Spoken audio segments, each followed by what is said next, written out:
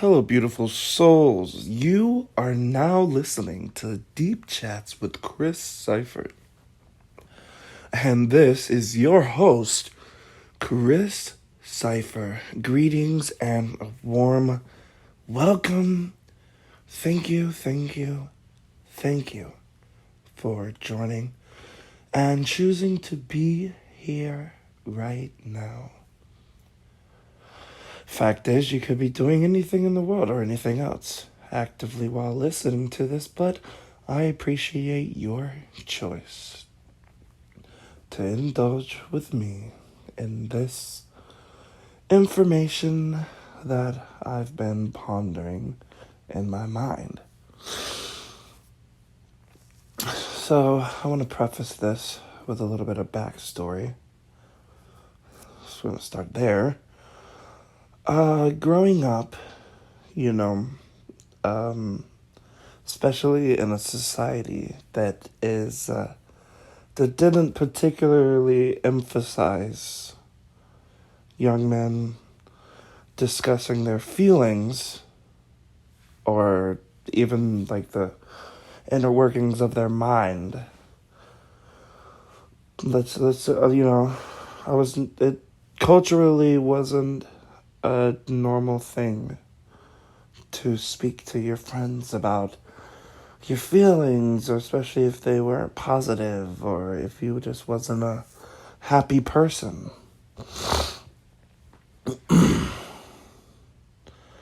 So, it wasn't until a little bit later in my school years that I started actually talking to people about how their mind works and how their feelings are. And it wasn't until then that I realized that, everybody's mind works differently.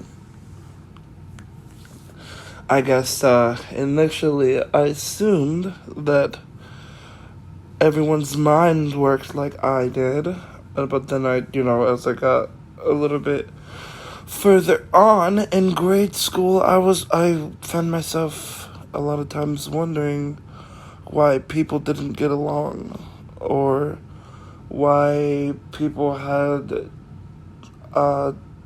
various or frequent arguments and disagreements. So soon I was brought to the attention that each individual person conducts their existence in their own mental space. In other words, in their own world.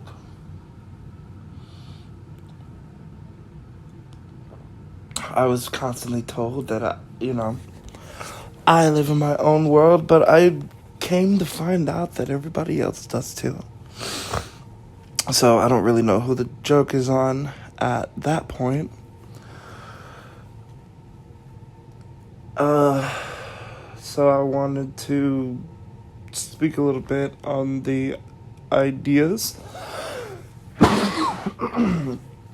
of shared reality and individual reality. Maybe some similarities, differences, and interactions on many levels. So I guess we're gonna start with the individual reality, because that's what I opened up with. So that is pretty much each person's perception of their daily life, their opinions, their memories, their energetic and mental emotional tendencies, their ongoing inner thought network, and as well as their subconscious patterning and interaction with their conscious mind. So just their daily thinking. And sometimes if someone is definitely so deep in their own world or their own mind, and they come across someone else that is so deep in their own world and mind, they can tend to have disagreements about things that they're passionate about because neither of them are willing to be receptive due to the fact that they believe what they think to be. That's fact. And these are people that came across as unreasonable or ignorant or just rude, or I don't know, or like creative in stars. And it's not always a bad thing, but it becomes a bad thing when you lose touch with the world around you and you lose track of the forest for the trees, so that you miss the whole puzzle for the piece. Okay. Now I'm going to move on and explain my concept of shared reality. And maybe we'll dabble a little bit into reactivity as well as interactivity. And maybe the potentiality for transfiguration. Or transmutation. So we'll see. Shared reality. One of the examples that comes to my mind is shopping, at like a grocery store, let's just say, and how everybody is in the same building. The same store with the same aisles, they all walk around and see the same foods and the same floor, but yet each individual person in there is on their own level, like mentally.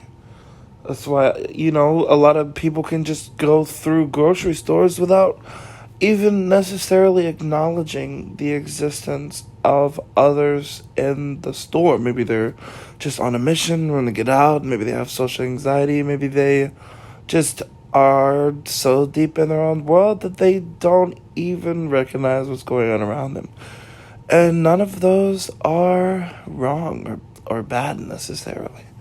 It's just the fact that, everyone's different. And it's such a rudimentary idea to be like, okay, yeah, everyone's different, obviously. But, like, people are similar, but you have to take into account, too, that everybody has their own life. Everybody's been through their own stuff. They got their own stuff going on. Their own trauma, their own drama, their own goals and expectations from life, and their own moral codes and standards.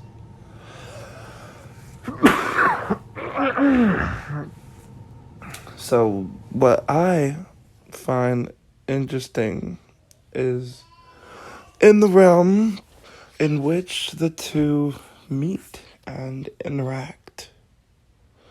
So let's say we are in situations or circumstances that requires, or it is in our favor, that we interact with others.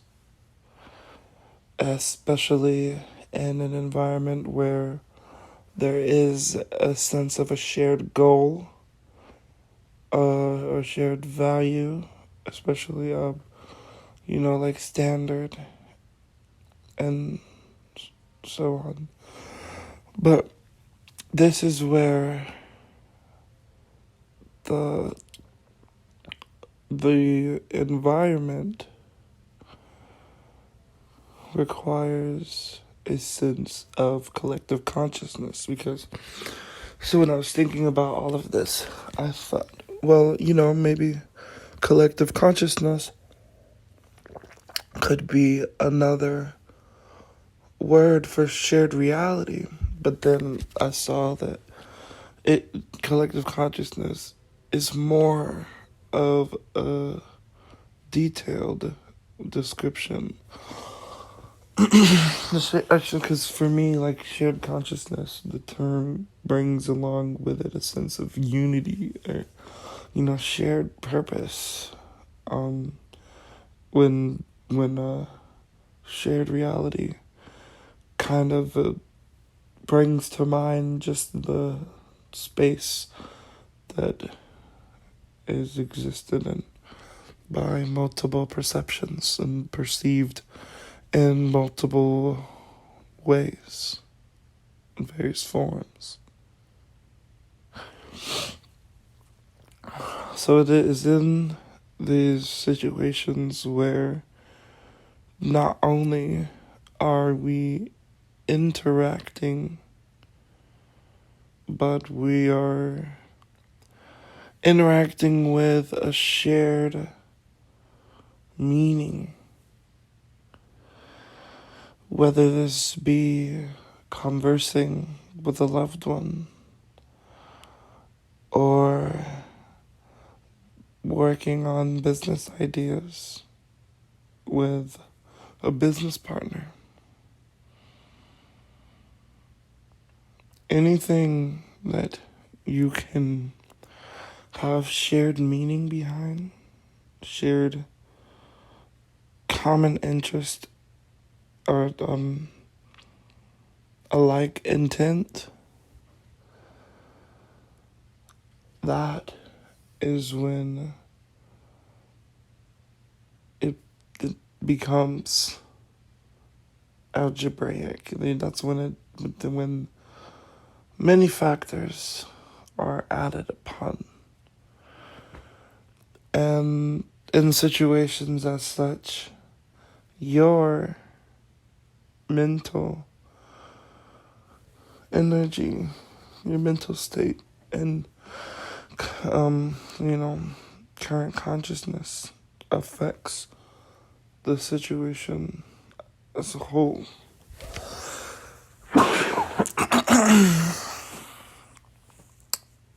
That's all the time we got left for this episode. Thank you very much.